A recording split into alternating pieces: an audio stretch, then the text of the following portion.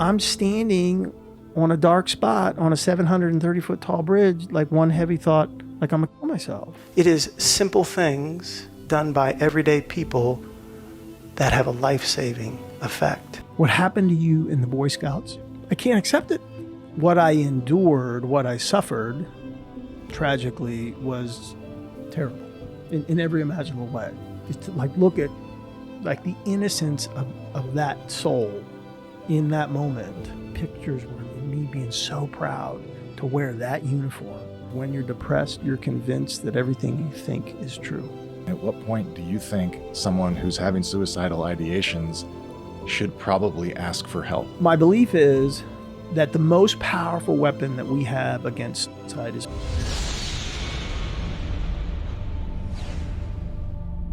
So I would have been a sophomore in college is when I had a recollection of a traumatic event that had happened years before. Like a repressed? Yes, exactly. Oh, wow. Exactly. It's exactly what it was. Okay. It was really bizarre because what I endured, what I suffered, tragically, was really bad, terrible, in every imaginable way.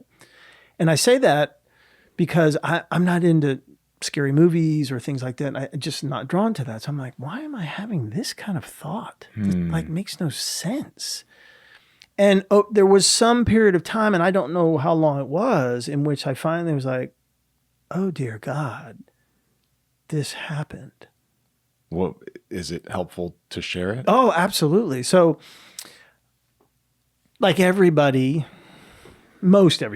every boy in the 70s, everybody wanted to be a Boy Scout and everybody wanted to be an Eagle Scout, of course. Mm-hmm. So I'd been a Cub Scout and then been a Weeblo. I don't know if they had that. That's kind of like going to middle school. Yeah. And then, so I'm a new Boy Scout. I'm just new, very new. And sorry, how old were you? So I was 12. Okay. I was 12 and new. And one of the assistant scoutmasters one night, when my mom dropped me off, offered to take me home. And my mom thought, God, thank you so much. That's. And on the way home, we didn't go home. Oh, crap.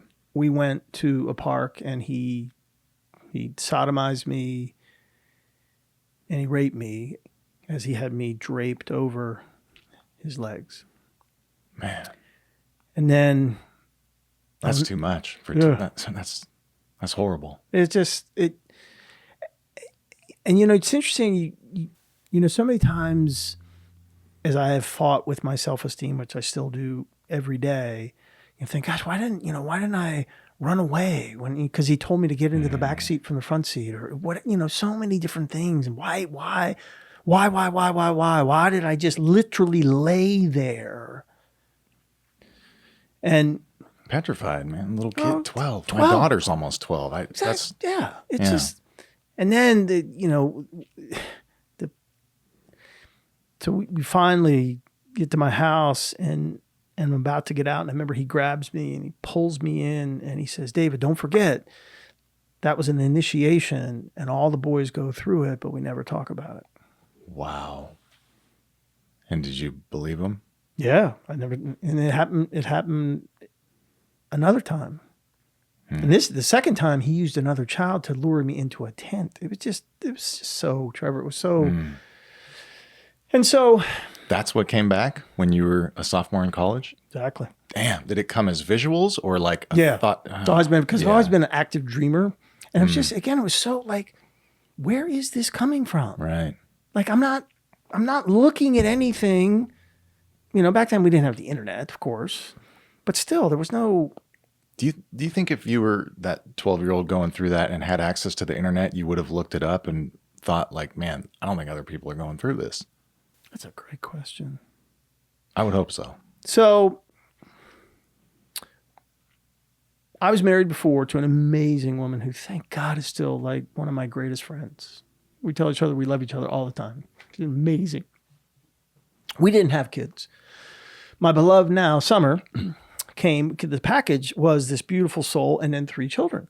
So she's 20 years younger than I, and the kids are younger. And so the reason where I'm going with this is, if I think about my youngest, and I adore all 3 of them, they're so great. I could see her doing exactly what you're saying. like something happening, and then she would go investigate. 'Cause that's just my eldest daughter. I don't know. I don't know if she would.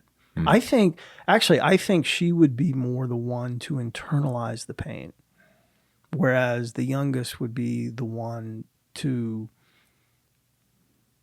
I don't know, do kind of the more of the wait a second, this doesn't seem right.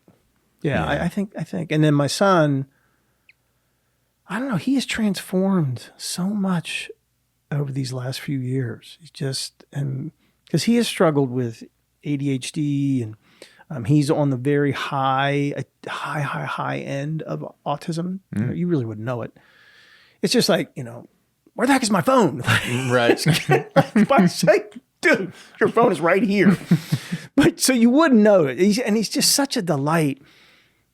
It's just so, this whole thing about raising kids, and it's interesting, and I know I'm jumping ahead a little bit, but I want to make sure that I don't forget this, because I just had this thought. Because you and I, at the beginning, were talking about suicide. And so often, me being one of those examples, like there were no signs. Like you were never going to know. No way.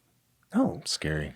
And I thought, like, especially my youngest daughter, maybe, like, all of a sudden I became aware of her, maybe she attempted suicide or something tragic, it would just be like the most shocking thing in the world. And actually it was a good thought for me to remind myself to just say, okay, I got to make sure that I'm looking at this child from a different angle all the time. Yeah. I just got to make sure that I'm and when she says, hey, can we go do this? Like, yes, we can. You know what? That's awesome. I have no time, but yes, we will do this.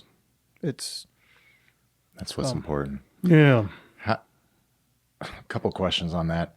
Is that guy still alive? And did he ever get in trouble for this? Well, God, you'd have to think. I was 12, so that was like 50 years ago. Yeah. He must have. He could be. He could be 70. Yeah.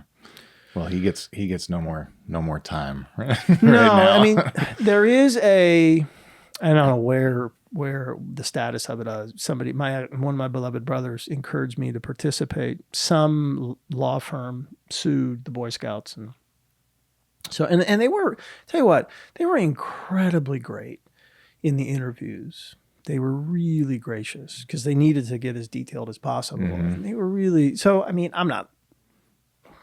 not looking for anything. Right. It was just, it was interesting though, because I didn't have some of the specific details in terms of names and things. And then they said, well, mate, do you have any pictures? I'm like, I don't have any pictures. And my beloved now says, yes, you do. And sure enough, there were 3 pictures of me in my scout uniform. Wow. And so we sent them, but also I looked at them and I was like, yeah, that'll okay, some feelings. Whew, that was like, just to like look at like the innocence of that soul in that moment, and the pictures were me being so proud to wear that uniform. And I don't, all that said, I have no hatred against the Scouts. None at all. And something happened, and at one point, if we want to talk about that took an enormous amount of pain. A simple act by a man. I can share it now if you want. Please.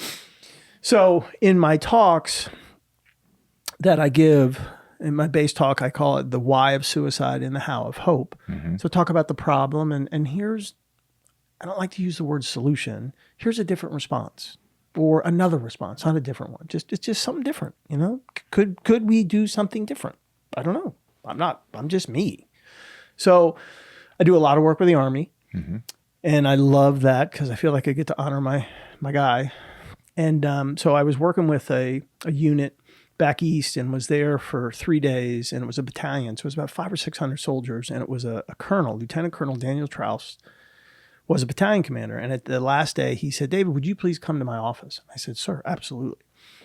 So I finished up, and he was at his desk, and he said, David, please take a seat. I said, yes, sir. So I sat down. He said, David, I cannot thank you enough for everything that you've done. Your viewpoints and your insights, everything has made an enormous difference. And what you've given, not just me, but my soldiers, will make a huge difference. But I got to tell you, I am so angry. And Trevor and I thought, oh, God. I said, oh, man, what did I do? And he said, no, I'm not mad at you.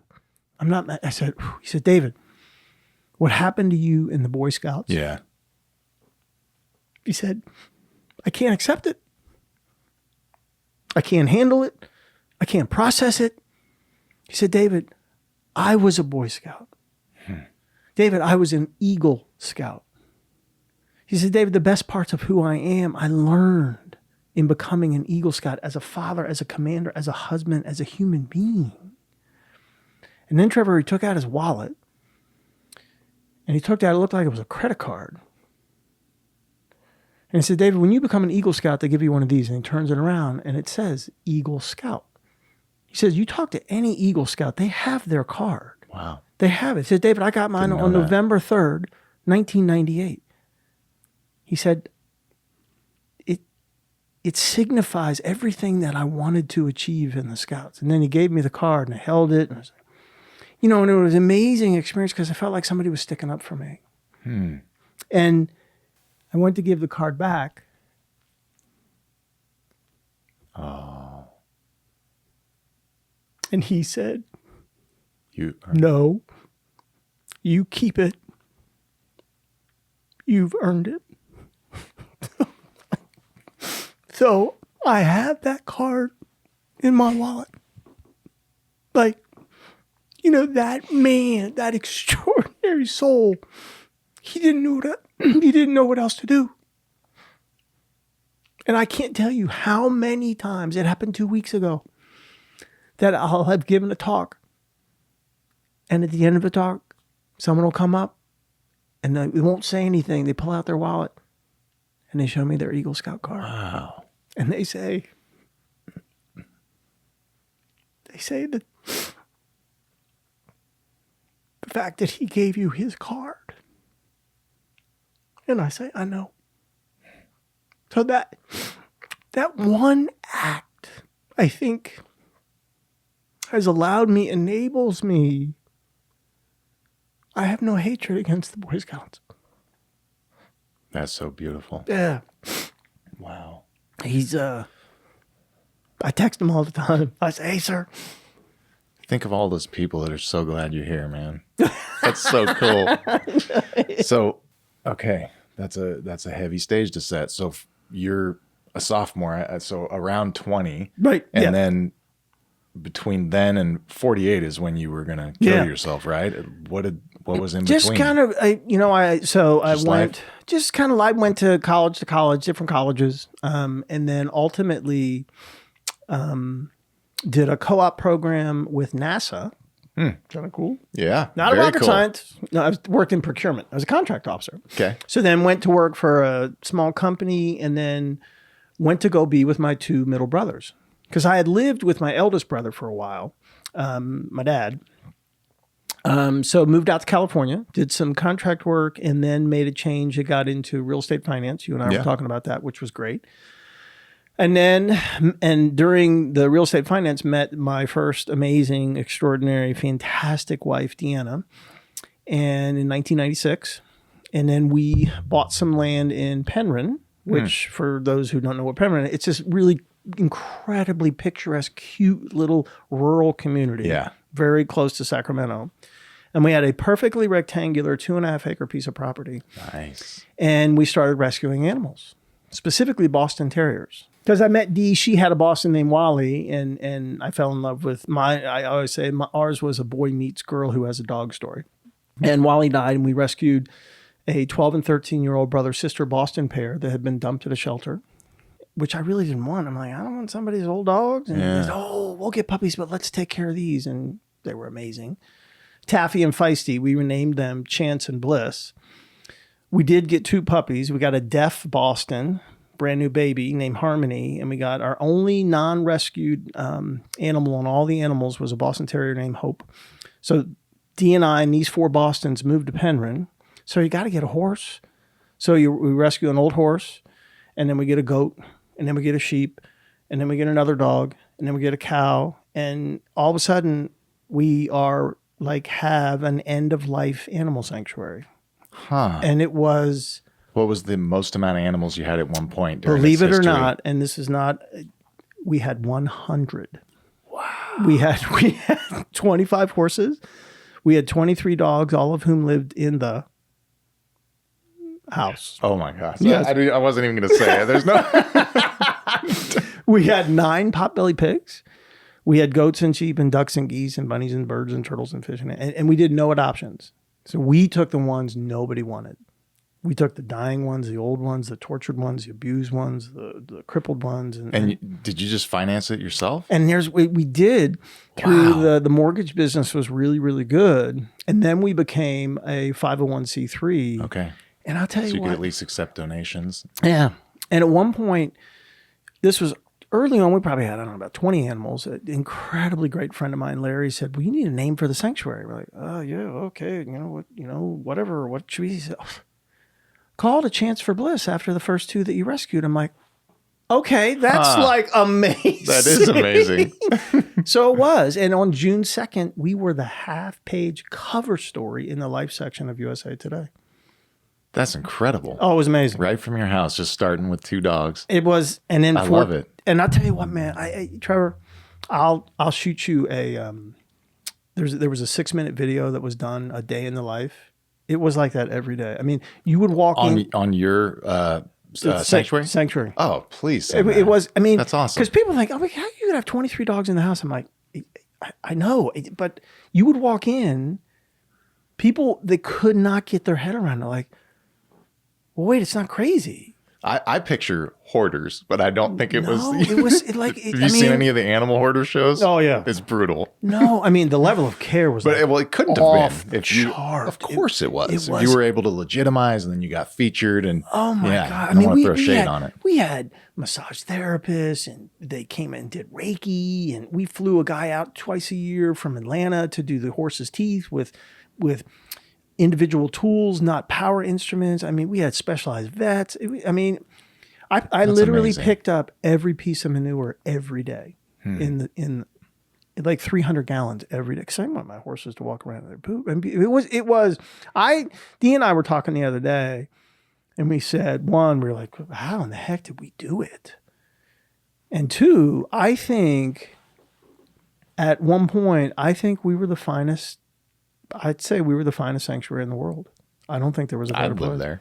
I mean, and people would always say, can we live here? Yeah. Well, no. So, and yet 14 months later, I'm standing on a dark spot on a 730-foot tall bridge, like one heavy thought, like I'm gonna kill myself. Yeah. Like, what happened? Were you already having suicidal thoughts? But you were. Man, brother, I've had suicidal thoughts since sophomore in college. Well, I think it was probably before that. Yeah.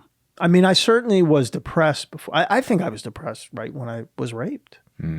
I don't know. Makes sense. I mean, I don't know how you couldn't be, you know? I mean, even if you try to stuff it, I just don't.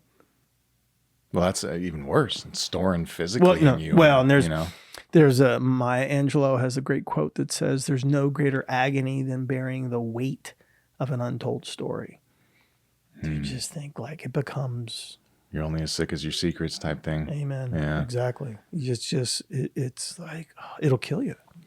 Wow. I'm glad you at least had animals for some time. I guarantee you experienced joy and stuff. And I mean, it was, and interestingly, we had 90 animals die in all that time that we did that work. We did great work, but you'll love this video. And we had people with developmental disabilities would come at different days of the week and come and work with the animals and do chores and the whole. The whole thing was just this whole night. Oh yeah, I give all credit to my former bride. I would have never gotten Chance and Bliss, much less everything else that the D to this day has an ability to look at an animal being and to look beyond what present present ailments would suggest. She could see, because there's so many instances in which I'd say, oh, too bad, sorry. Yeah. And yet that animal would live for like a year. Well, let me ask you, totally off topic, Sure. but so you've seen almost 100, you've helped 100 transition. Do you think animals have souls? Oh, absolutely. Yeah. Oh man. I mean, I also think so. Yeah, But brother. I've seen things. It's so most of my talks, well, I would say all of them actually. What I do, you'll appreciate, what is it? Your unique selling proposition? Is that what it's called? Who knows? No, what? Yeah. Value proposition. There it is. Whatever. Yeah. I wrap mental illness and mental health. I like to distinguish. One is the experience. One's the goal. Mm-hmm. I wrap it in animal stories. So most of my talks are just a series of animal stories, but they all have a very specific point that relates to either an ailment or healing. Huh. So I'll give you an example. So my belief is that the most powerful weapon that we have against suicide is hope. But hope is something that has to be activated. It doesn't just exist. It's not like a fluffy cloud, which I think people think that it is. But I'm all about either, as I shared with you, either dictionary definitions or quotations. Mm-hmm. So if you look at, I think what creates hope is connection. My experience of this right now, this is the essence of connection for me. And I use Brene Brown. And she says, I define connection as the energy that exists between people when they feel seen, heard, and valued, when they can give and receive without judgment, and they derive strength and sustenance from the relationship. That's awesome. Okay. Yeah. Brainiac. Mic drop. Yes, that's what I always say. Like, yes. Mm-hmm. So, and this is just my belief that the only emotion that comes out of that, there's only one. It's hope. When you're in that space, I can say what I want. I feel like I'm always. Why do I always feel better when I leave being with Trevor? Like, why is that? Well, because he creates a space where we're connected. So, but then, okay, all right, we define connection. What's hope? Dictionary definition: the feeling. Love that. The feeling that what is wanted can be had. So I'm suicidal. Mm-hmm. I come into your presence. You always create the space where I feel seen, heard, and valued. So I feel hope. I'm like, maybe I can be okay. You know what? Maybe this damn monster will go away because I feel hope. So what I say is, people don't kill themselves when they feel hope. And the good news is, I tell people, you can create connection with anybody, anytime, any place, anywhere. You do it all day long. And so what I say, it's recognition, understanding, and expression. So here's first animal story. So what I tell people, to recognize people, become great at remembering people's names. Do that. Dale Carnegie, How to Win Friends and Influence People. To a person, the sound of that person's name is the sweetest and most important sound in any language. We all love when people remember our names. So we became known as the place for all the animal shelters. If they had animals that were never going to be adopted, come to us. We couldn't take them all. So one day we get a call from Dr. Wright, Margaret Wright, who is the veterinarian at the Sacramento shelter. And she called us and she said, I got this grand old lady, old Boston Terrier. No one's going to adopt her, but I don't want to put her down. Any chance you have room at the inn? We said, yes, absolutely. So we go down there, and sure enough, there she was. And she's gray muzzle and, not real fluid in her motion. And before we could say anything, Dr. Wright, who was kind of a stoic woman, she got emotional and she said, I named her Ruth. Okay. And then she got teary and she had to pause, like I have had to do. And she said, I named her Ruth because I wanted her to have respect, understanding, truth, and honor. I'm like, okay. When we remember somebody's name, brother, That's exactly what we do. We give them respect. Give them Ruth. We give them Ruth. Exactly. We're seeking to understand them. We're honoring the truth. That's what we do. That's connection.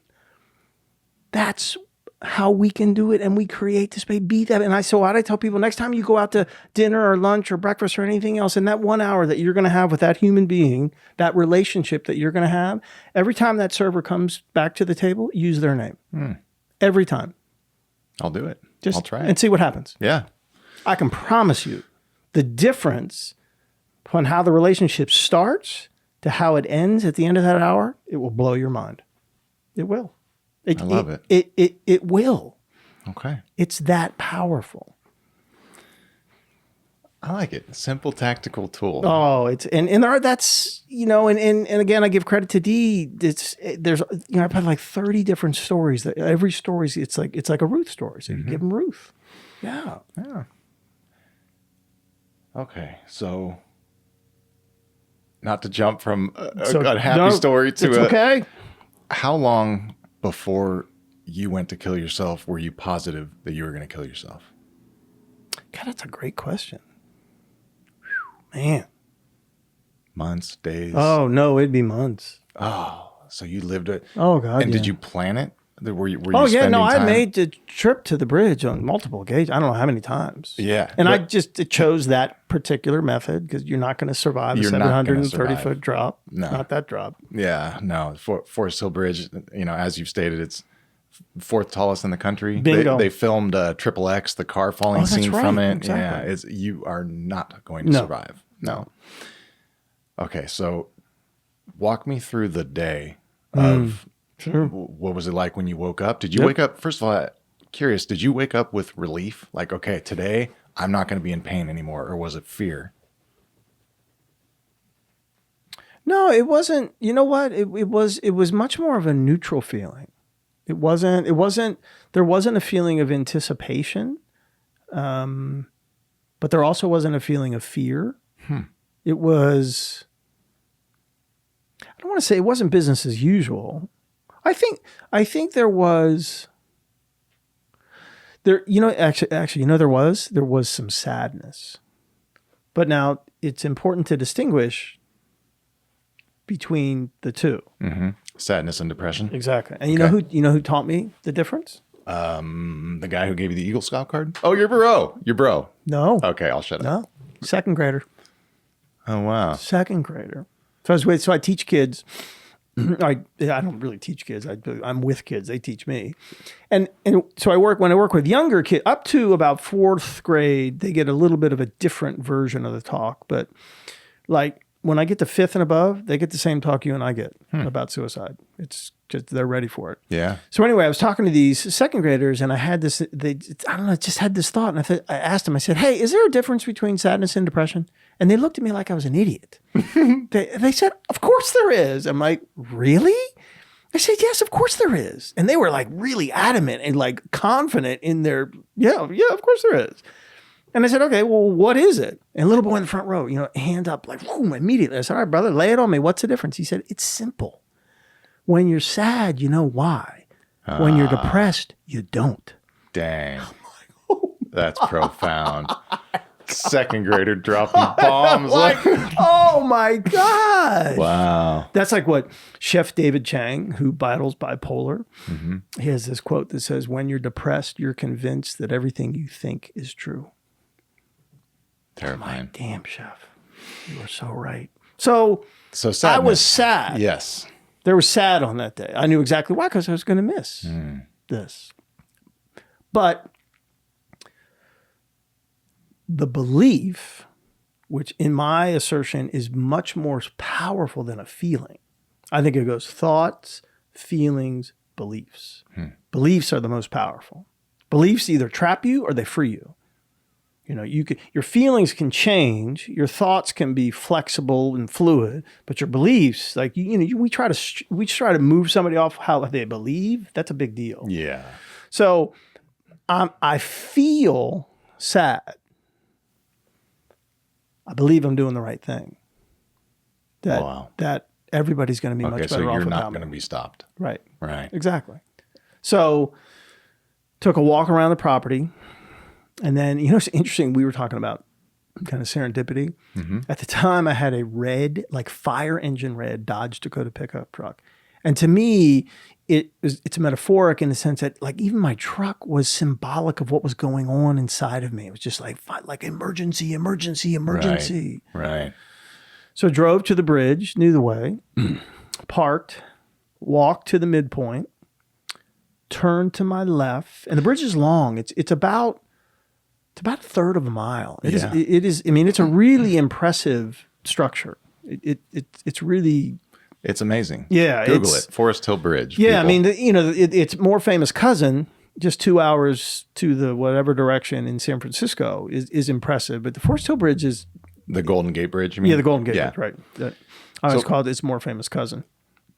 What's going through your mind when you park to the bridge? There's where it becomes, Trevor, it's like every singleness of thought. Huh. It's just like, it's just like there was no other thought. Like the sadness that had been in before and the belief and all these other things that were there when I'm leaving the sanctuary.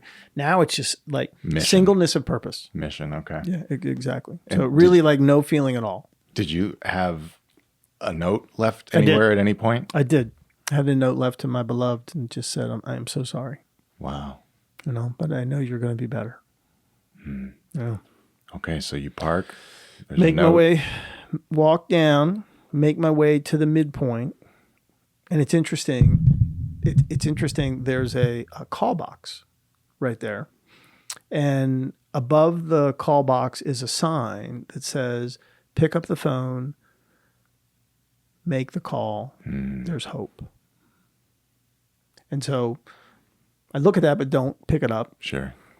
And then turn to my left, press my body up against the fence, which hits me right across the top of my chest. It's now almost as tall as you are. They replaced it. Okay, so it wasn't then. No, it wasn't. It was kind of. So you could literally just kind of hop over it like a easy. picket fence. Absolutely. Oh my gosh. Oh yeah. Now it's about your height, which is, ladies and gentlemen, very tall. Tall and handsome. So now at that point, time as a reality, as a concept, stops. And I say it because I don't know how long I'm there. So, but somebody obviously saw me. And somebody called, back then it was 911, and a sheriff's deputy came. And I love to say this because it's so emblematic. He made no contact with me at all. Created connection. And I don't remember what the first thing that he said. Okay. But I remember the first question. And you know what his first question was? No. This is amazing. And I teach police officers. I was just teaching police officers last week. First question. So great. Would you please share with me how you are feeling? Wow. The whole, like every word in that sentence structure is extraordinary. Would you please not tell, share what you are feeling, not what you're thinking. Yeah. What are you feeling? And I remember being so struck by really the awesomeness. It really caught me totally off guard. Because you're thinking, nah, you're gonna try to talk me out of this. No, just share. Just share. And it was this. Yeah, it was amazing. So you lost sense of time in that moment where you're sitting there leaning on the rail. Do you remember if you felt hesitation, second thoughts at all? No, there was no second thoughts. Okay. No, it was more. I mean, I'll be honest with you. It was more just kind of trying to figure out, I don't know, is it the geometry or whatever to make sure that I'm going to hit, because it's the North Fork of the American River. Yeah. Yeah. Am I going to want the water? Yeah. I wanted, it was more that. So he was able to connect with you and you decided not to? So we had this conversation back and forth and back and forth and back and forth. And the man could listen. And there was no interruption. It was extraordinary. And then the last question that he asked me is, the last question, not the first. The last question was, would you please come with me? And you did? I did. So I went to emergency room and then 15 days in a psych ward. And 5150? 5150. Okay. And it was I had an incredibly positive experience. That's awesome. Oh, it was it. It was just. So you left feeling better than you went into the Yeah. 5150 program. And then there was a lot of other feelings that came up, you know, like, oh, you know, my God, I shouldn't have done it. But I was surprised. I didn't expect that my time in the psych ward would be so good. You know, I'm thinking, oh no, man, you're going to a psych ward? Like, oh my gosh. And all I knew is they kept saying you're going to the Puff. And I'm like, what is the Puff? What do you mean? The Puff the Magic Dragon? Well, a Puff is just, it's a term given to a smaller psychiatric hospital that has only a certain number of beds. I think there are 16 beds. So that's what a Puff is. Like, oh, you're going to Puff. It's called Kirby Hills. Is it an acronym? Oh, Kirby Hills. Kirby Hills. Oh, that's right here. Yeah. It's right here, brother. Okay. I was there. Yeah. Wow. I was at Kirby Hills, 15 days. And you know, it's funny when one thing led to another and met some amazing people, not just in the psych ward, but I've touched Placer County, in my opinion, does an amazing job in mental health services. And I've touched all levels of county services. And one point someone says, well, you should be part of the Speakers Bureau. And I'm like, yeah, what is that? What do you mean Speakers Bureau? And they said, well, you'll tell your story. I'm like, well, what story is that? Well, you tell your story about, you know, living with mental illness. I'm like, what? Why would I want to do that? And they said, well, they'll pay you $100. I'm like, deal. Let's go. I'll go, brother. Let's do it. So that's, yeah. But the county, I really got hats off to the county. Yeah. They do a really great job. Do you feel like there was divine intervention of some sort in that? Just that guy who happened to ask it just right? Oh, absolutely. Yeah. I think this is. Yeah. You know, we share a common person that we share. I mean, that's not, yeah. Speaking of serendipities or synchronicities. Yeah, or whatever. It's just, I think, and I love, I'm always on the lookout for that. It's, you know, I like to know that you're on the right track. Well, I think, yes, very much so. And that something, somebody, whatever is paying attention to me. Yeah. Like we're talking about essentially very strong coincidences, right? Yeah. Stuff that lines up too perfectly where you're like, I think something's involved for the better here. Oh my gosh. Yeah. I mean, where somebody referred somebody to me to talk because he wanted to give a TED talk. And I said, absolutely. There's no problem. I mean, I don't have much to share. Ends up, what were the three things? Ends up, gentleman is a West Point graduate, that he's a pastor. And there was one other thing. I was just like, I said, Roger, dude, this is like meant to be. Yeah. And it was like my connection with you, Trevor. It's just like instant. It was just like, that's awesome. This is, God is here. And he is a pastor. And so he said, let's pray. I was like, please, let's do it. Speaking of prayer, and I always ask this, but it's applicable to everyone because we're all different. Right. When you pray, do you ever get answers? And if so, in what form? That's, you know what? That's a great, so, I think did I share it when we were in here about what my brother does every day? The text that ends in motivation. So it's interesting. So my I like to call him my dad. My dad, on a text like 2 or 3 days ago, it was actually this great, I'll show it to you. Okay. Or I'll text it to you. You really like it. It's basically what it says at the end of it. It's like, why should we be surprised when prayer gets answered? You know, so it's 1,000 million times more eloquent than what I just, like I butchered it. So it's interesting. I've never heard voices. I'm not talking from a, psychotic sense where I think God, the universe speaks to me through this. Yeah. That's, and maybe that the universe knows. Receiving messaging through other people, even if it's not verbal. Exactly. In the form of connection, perhaps. Exactly. Yeah. I've heard a lot of, I've heard signs, I've heard coincidences. Some people have directly heard voices. They've heard answers through other people. It's the most amazing part of being alive, I think, that we have there's a God you can pray to, and he'll communicate back in whatever way he can reach you the most. I just find that I love that. miraculous. And so I always ask it. Yeah, and there's a young man. I say young. He was 39 years old today. I only know because I watch him every morning when I wake up. His name is Marcus something. Today, he gives this every day. Does a prayer that he types out, but he also does it by holding the phone, speaking. There is something magical about this young man. And today, he said, I've never done a birthday video before. When he was 20, today was 30, today's 39, he was shot 8 times in the chest. And he Military? lived. No. Robbery? He walked into like a store. Dang. He got shot 8 times in the chest.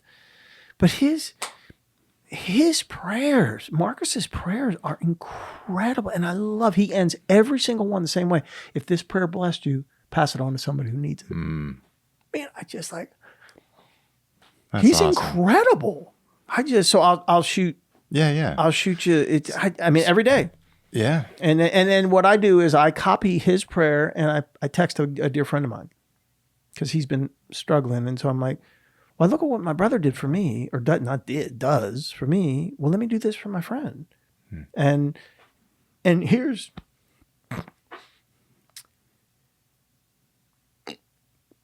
about a month ago, and I didn't always hear back from my buddy, just every so often, but I was consistent. About a month ago, he wrote me and he said, hey, I think I've turned the corner.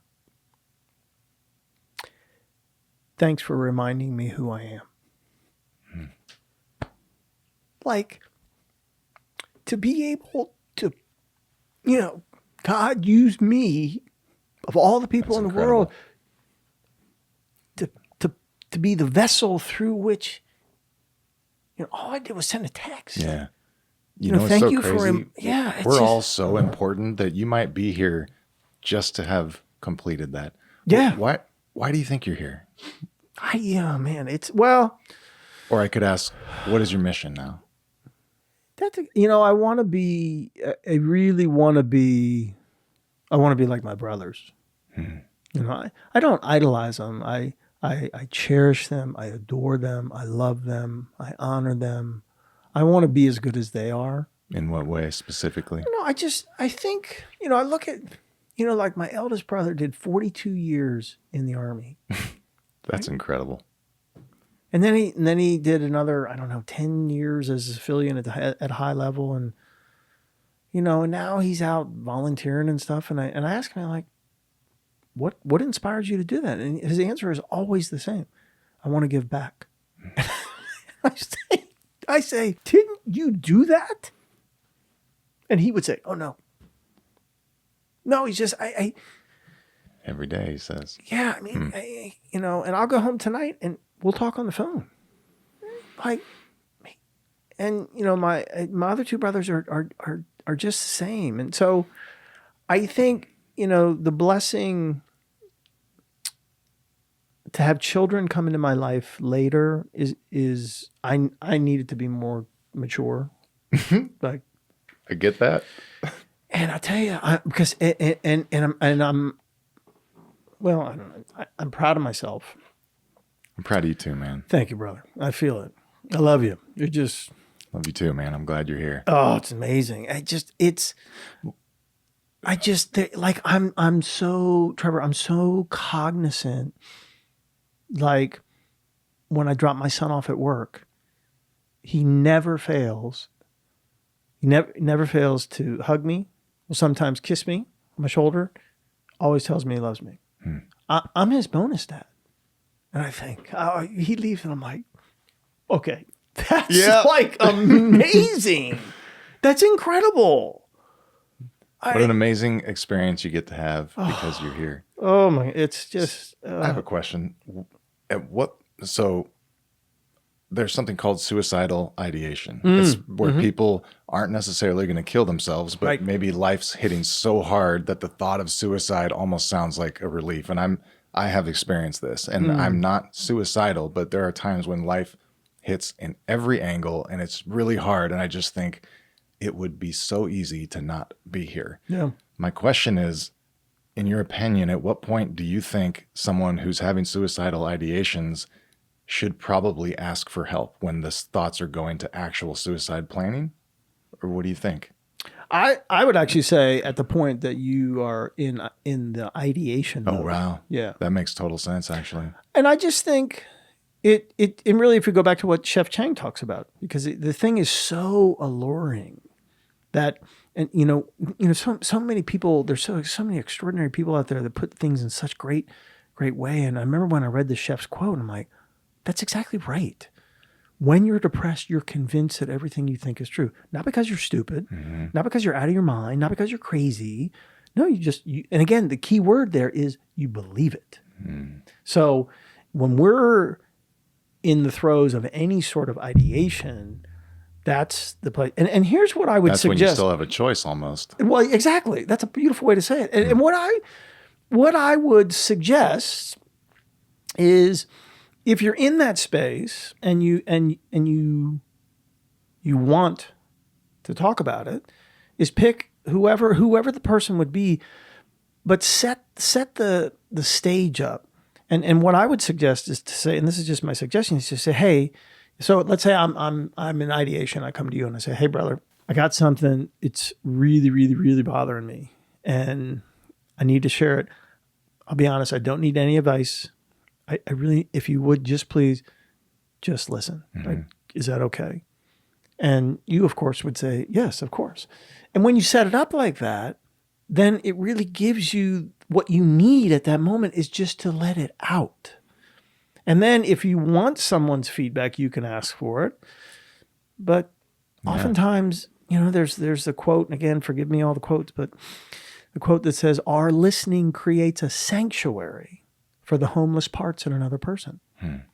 So you got this, you're carrying around this heavy story, and all of a sudden you're feeling seen, heard, and valued in the space, and you're able to just like, maybe it is dumping, and all the person did is just sit and listen. They didn't try to change anything. They didn't try to advise you. They didn't try to, maybe they cried, and if you are the person listening, if you really want to offer something, don't ask Ken, ask May. Remember, Ken is ability, May is permission. Heard this from my best friend's mother every day of my life. May I offer something? Because words are so important. If you really want to say something to somebody after they've shared, just say, may I offer something? Okay. May I say something? And then be okay if the person says, I'd rather you not. Yeah. just do that. And you set that up as an initial connection, man, that can be like 100 therapy sessions right there. What role do you think medication has played in treating your depression? I think, I'd be a mess. I'm kind of a mess now. Nah. No, I'd be a mess. I share with you, I'm on 4. Mm-hmm. And I have no qualms taking my meds. I've never been, and I'm not being judgmental. I would say that to our brothers out there who are taking meds and they get to a place feeling good and they say, oh, man, I don't need these anymore, and start taking them. I've never done that. Right here. Oh, no way. You would never do that. Yeah.